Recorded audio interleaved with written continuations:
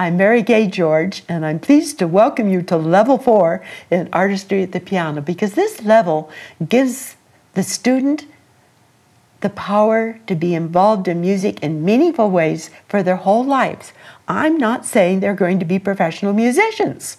No, that's not the intent, but music is such a wonderful art, and it does so much for our spirit, and I feel our internal health, both mental and physical, is influenced by the purity and the joy of music and music making. So I want that for everybody.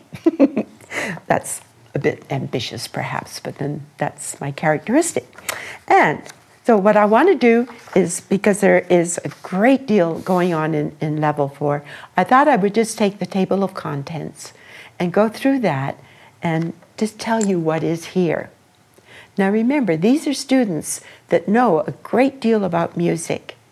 And these are students who are ready, at the end of this book, to go into the masterworks of the piano literature and to learn it efficiently, magnificently, and with a purity of intent that feeds many aspects of their lives and their decision-making and their sense of self. So here we go. Lesson 13 deals with ornamentation, the basic ornaments used in the Baroque period. We can't expect them to appreciate what happened in the classic and the Romantic and 20th century music unless they have that basic foundation. And they do it, they learn what these ornaments mean, how to perform them, all of the terms connected with them, and they are free then to use them to, in a sense, improvise the ornamentation. They have the basic concepts. They know what the rules of the time were, but they also knew that at the time, nobody would just be following rules. That was the basis for their improvisation with these ornaments. So they have really a double point of view, which is very valuable. These ornaments are done first in the workbook, with descriptions where they have to write out the ornaments so that they can come to grips with the rhythmic issues in realizing them. They come in their keyboard patterns, and in every single piece in Lesson 13, we have ornamentations, and all of these will be documentation of how much these ornaments add to our playing. In Lesson 14, the main focus here is on harmonic analysis.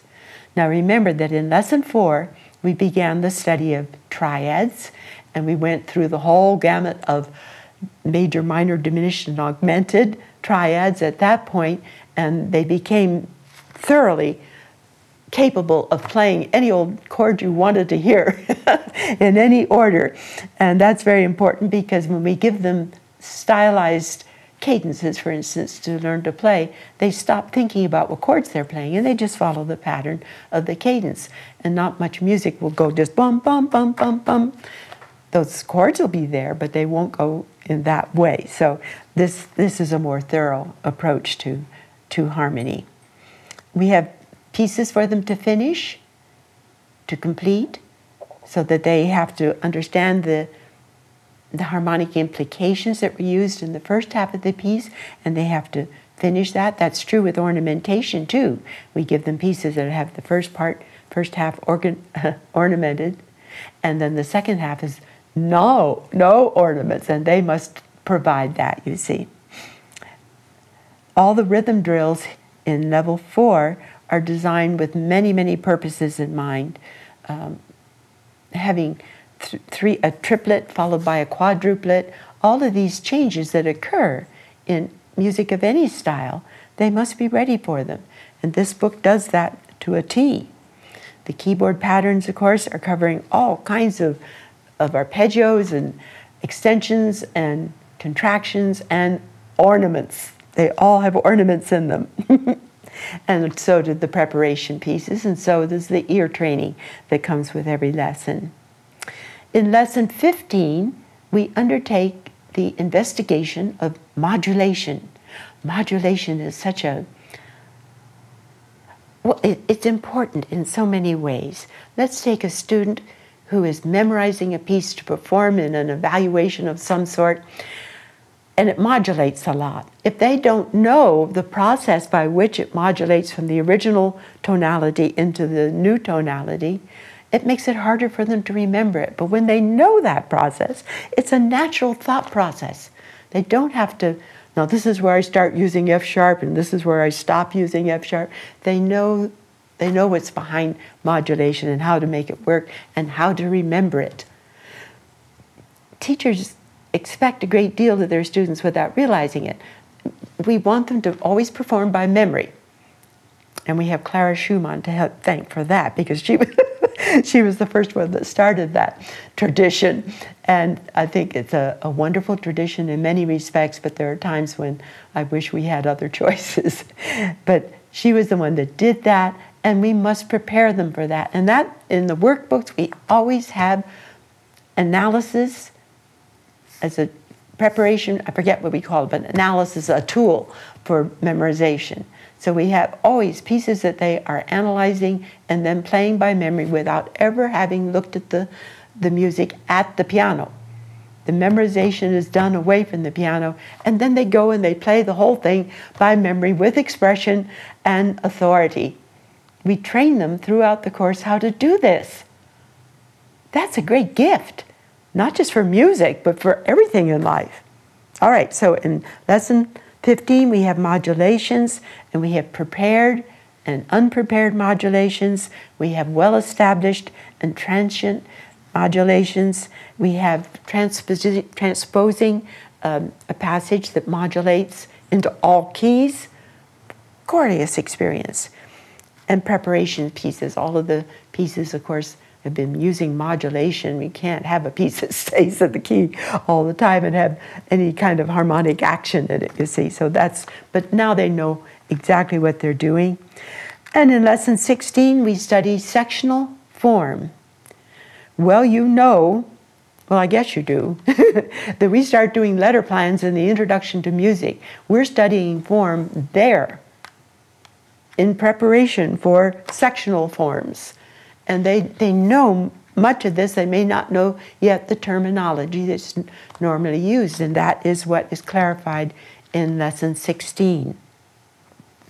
So within the confines of each of the books in the series, the 4 series, Workbook, Musicianship, Repertoire, and Ensemble, we've given them a vast quantity of sectional forms, and we have the analysis of it right there in the workbook, so that they can do it, and then they have, in this essence, an answer guide, so that they can go and see what they did right and what they need to add to their awareness. Many people feel that once students can read music, they don't need a course of study. And I wish and urge you to reconsider that, if that is your point of departure. I think they can learn music much more quickly when they have this wealth of knowledge and skill and appreciation for what makes music music. They can memorize more easily. They can learn more easily. They can interpret more easily. They are not so reliant on the teacher to tell them, this is how this passage is played, and this is how you must play this passage. One thing I have had many evaluators and other teachers tell me is, I never know when it's your student playing, except it's very well done. Many teachers, you can tell who they study with because they play exactly the way the teacher does. Now, I'm not saying that's wrong, but I'm saying it is limited by not having enough sufficient personal knowledge and conviction to try your own ideas. That will last them in life. When they're hired by some big corporation, they will be valued because they have this capacity to think for themselves, to make decisions, to solve problems, and to be dedicated to the outcome. This is what people can learn from music study.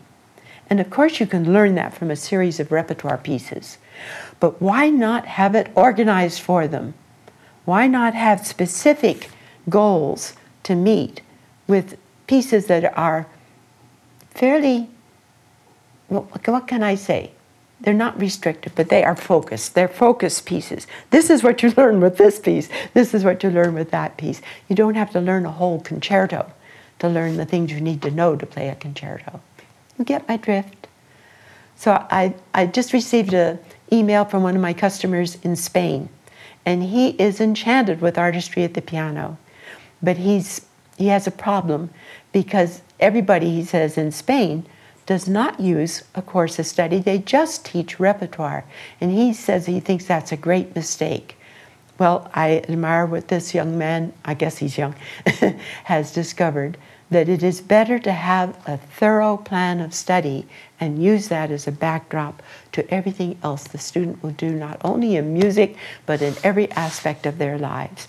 I believe this firmly because I have seen it happen hundreds and probably thousands of times. I've been teaching for a very long time. And I'm just so convinced of this that I want to share it with you from the bottom of my heart.